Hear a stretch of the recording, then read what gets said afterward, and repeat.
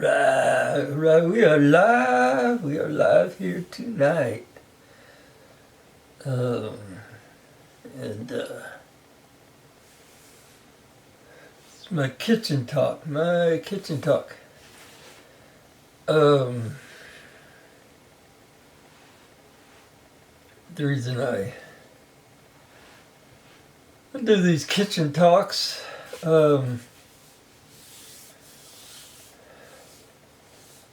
there's like stories behind all these things that are happening. It's one of the beautiful aspects of tribal culture is storytelling, oral traditions, and passing on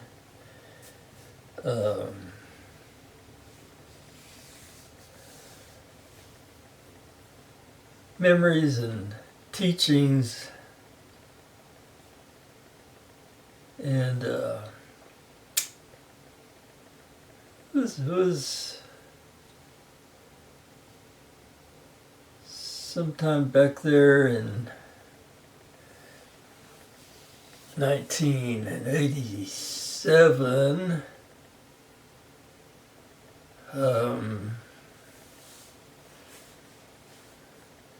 I'd had a dream, and then this dream, had been going on for a little bit, but I get to this part where I have an audience with this Cherokee medicine man, Rolling Thunder, and so it was like he's doing this thing where he's at like a street fair or something. It's a dream, So there's actually a Rolling Thunder at that time. So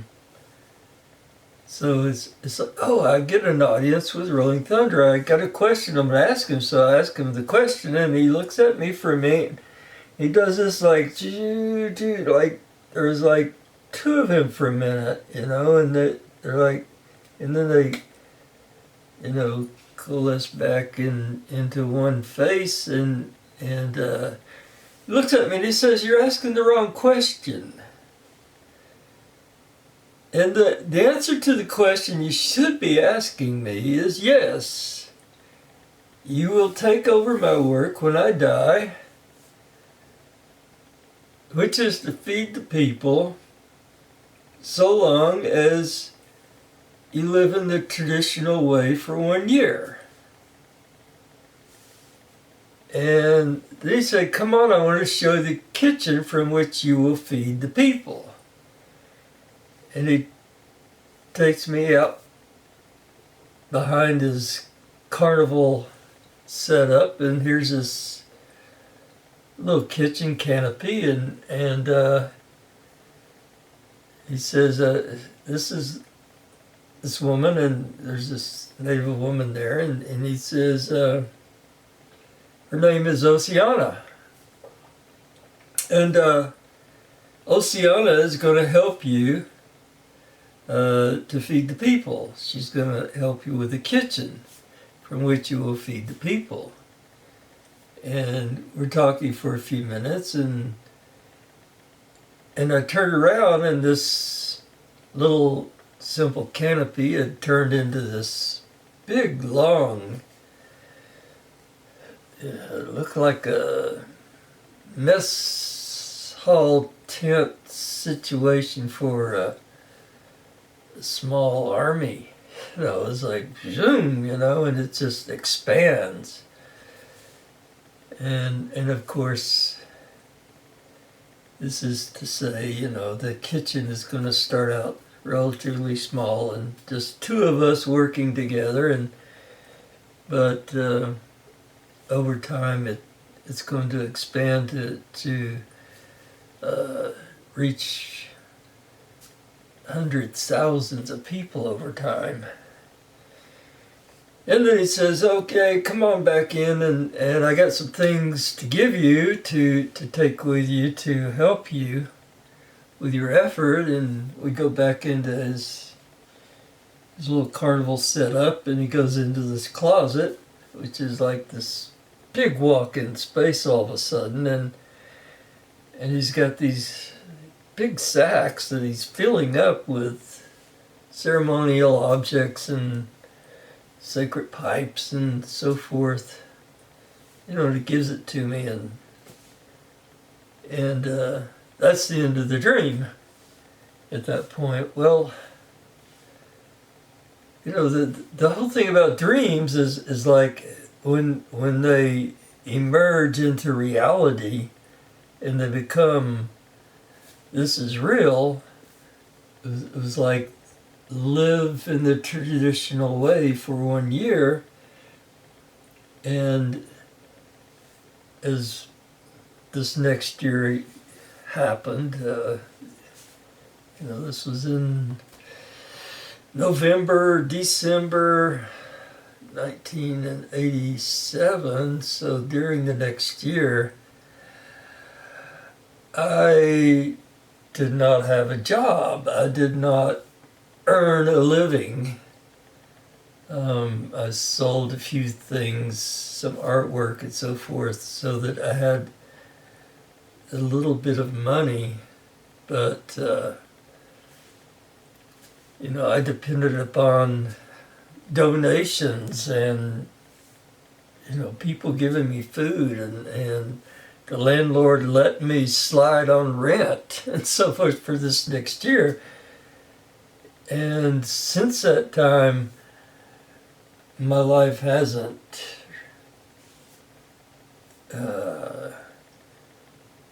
discontinued in this manner of living and surviving, not selling my time as per employment. I've been accessible without the conflict of having that responsibility or commitment to employment. And well, the story continues, because when you have a dream like that, you should go and tell that person, I had a dream about you, and I made an effort. I did get an audience with Rolling Thunder the following March 1988, where he was giving a talk in Palo Alto, and I skipped it. I didn't tell him about the dream.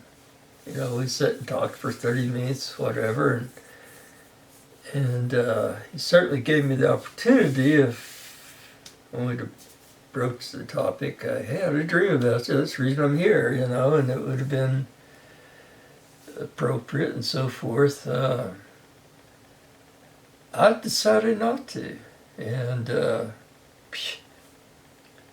drive all the way across the country to Palo Alto, California, to meet this person and tell him the dream, and then I don't tell him. So finally in 1991, I went to his home in Carlin, Nevada, and met with him and told him the story. And what this story means in reality is, when you die, I get your medicine.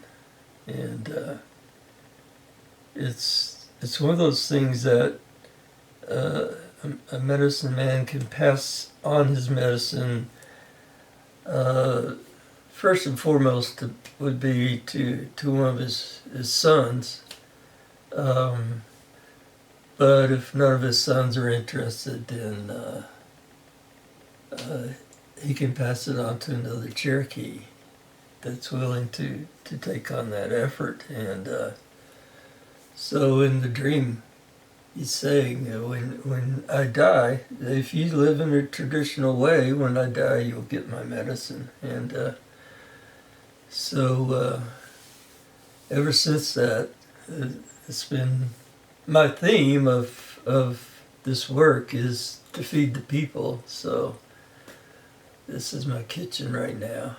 This is where, when people come to visit and I offer them food, this is where that food gets prepared and so forth. And that's a very traditional, that's a, the old ways. So, so one of the things I wanted to talk about was this feeding the people part of my life is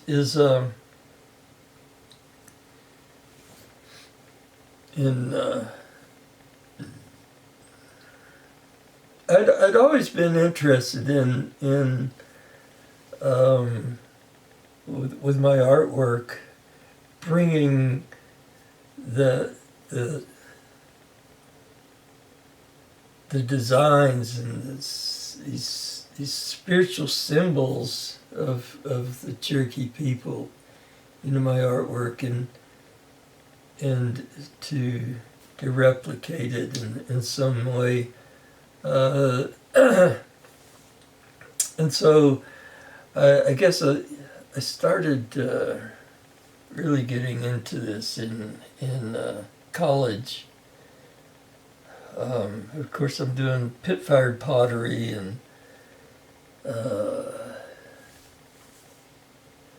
was like the method that the Cherokee used to fire their pottery, and so on. So that really, I think when I look back, the single most important event for me in this awakening as such into these old ways was for me to do pit-fired pottery in college. And so I'm doing these symbols. I could have brought the book in. I have this book from Dover Press, Native American Designs, which is copyright free. These designs that are gleaned from anthropology reports from the 1890s to 1920 or something like that. So Dover Press has put together a collection of designs. Some of them are black and white photographs of pottery and different things, and some of them are just where somebody drew these designs. So they're the recreation through this anthropologist studying the culture and the people, rather than from the actual work itself. But this became a very important reference for me to get these various books, and I probably had a stack, at one point of these books. But I was doing these symbols, bringing little jig-jaggy borders into my work, and the medicine wheel and the spiral and the pottery designs. I love the pottery designs, especially the Pueblo pottery in the Four Corners area, as well as the Cherokee symbols that really spoke to me. But I got kind of worried, I was like, what if these symbols belonged to that person that they had a dream and they saw the symbols, so they put it on their pottery, or did the beadwork or basket, or some design that they put on a rawhide. Different ways that these symbols have come to forward for us. So I was like, I may be doing this appropriating that is kind of offensive, and I don't want to offend anybody. So I was really like having that moral dilemma of like, maybe I shouldn't be doing this. And so one night I have this dream, and in this dream, the symbol comes forward, and it's like undulating and kind of, it looks like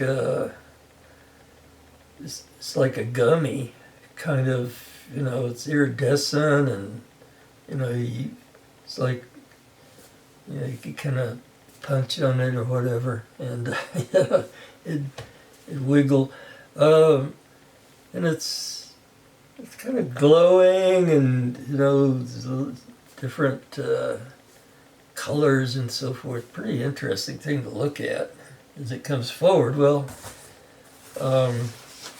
see if I can turn this around. This cardboard is bigger than space, but anyway, this is the symbol from this book, and it's a bird symbol. So,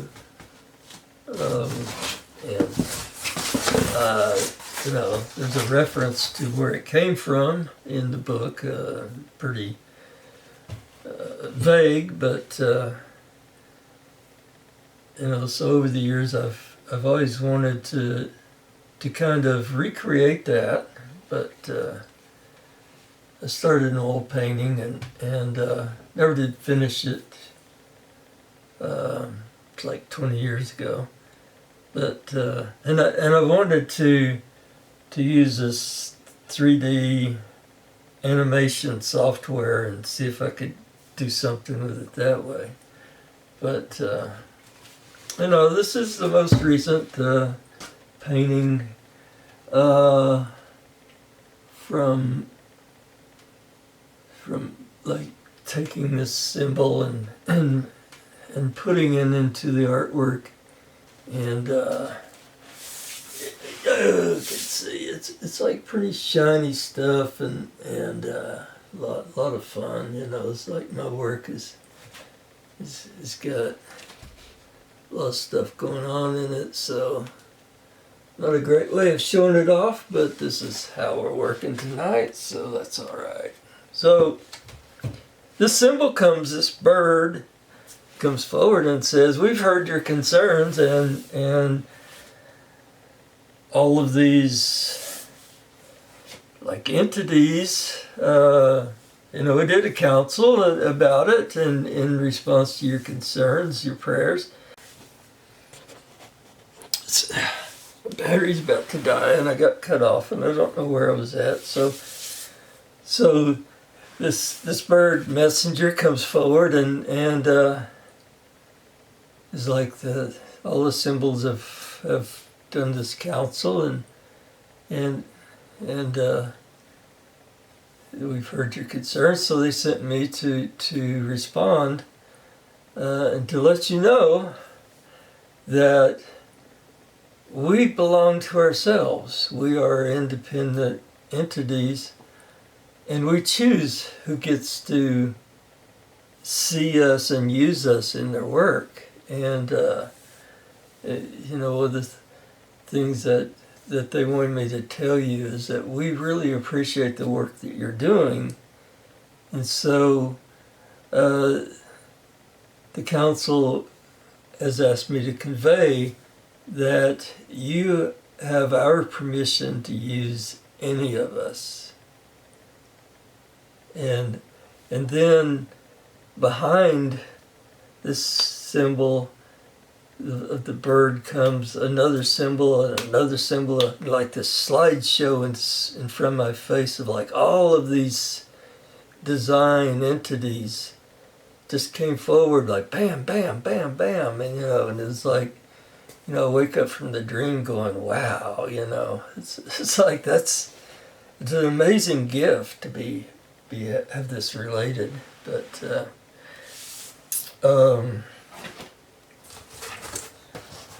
so that painting is called Bird Dream in honor of that dream, and then the other one I did, I finished these on November the 3rd, so when I wanted to do this painting, rather than just looking at the really small image in the book, I scanned it and then I printed it out on 4 pieces of paper and glued it onto a piece of paper and then taped it to the cardboard so it would stand up. And this is the symbol of an eagle, so we're continuing with this bird theme. So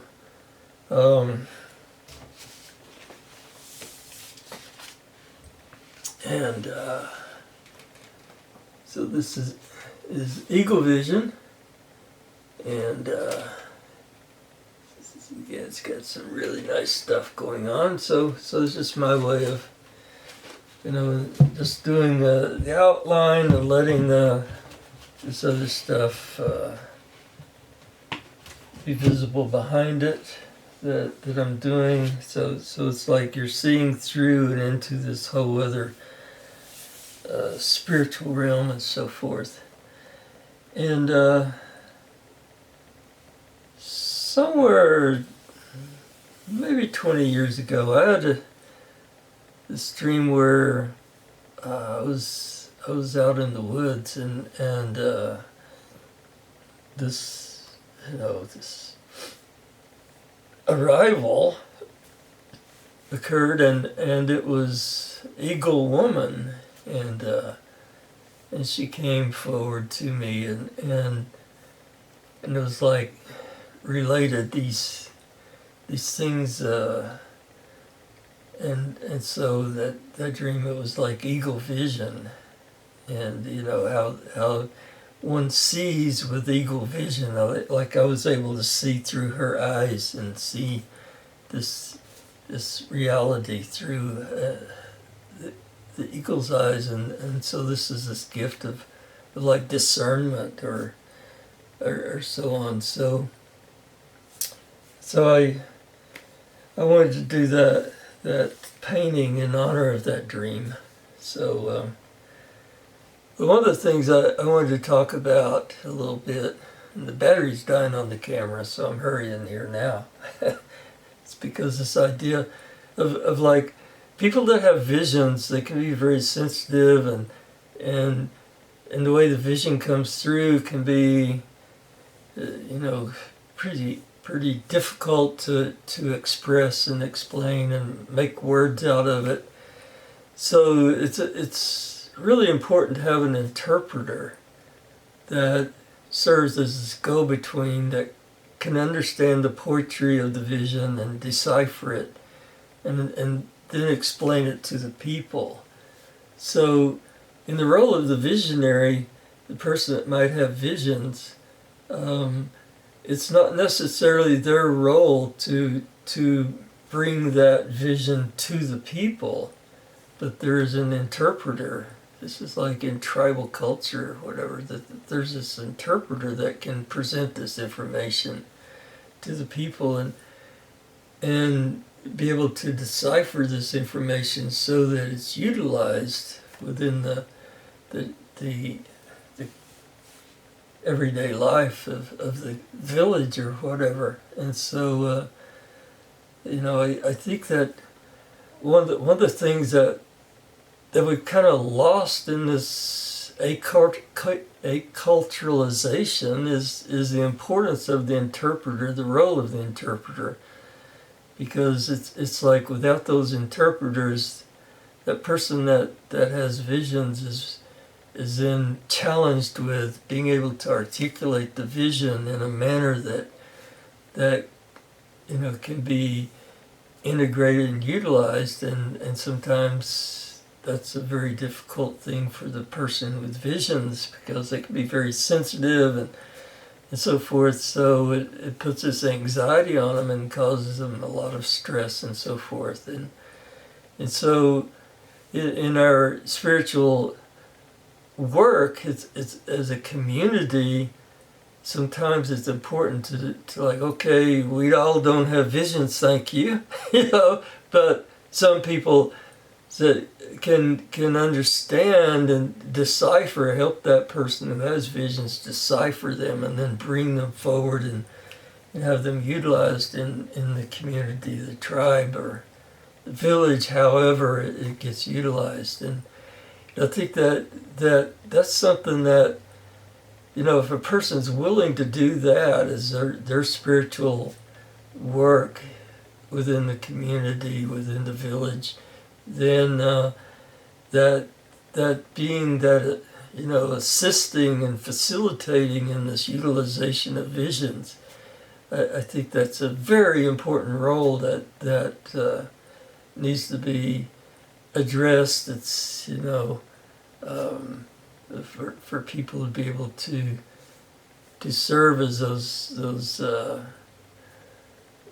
mediators or whatever for helping those visions be integrated in a healthy way, because it's a very difficult role to be in that role of having visions and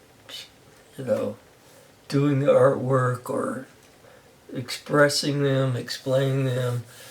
But the thing that's beautiful about a vision in this manner is that it helps to feed the people this spiritual nourishment that makes us, it's like we're alive, and it's a dynamic function of being integrated into this relationship of we are all related. We're all related, and the visions are always like, this information is about this relationship with each other and with nature and the natural world, and how to function in a healthy way in the natural world. So and that's what we're trying to do here is just be healthy and keep doing good medicine. Oh, what up?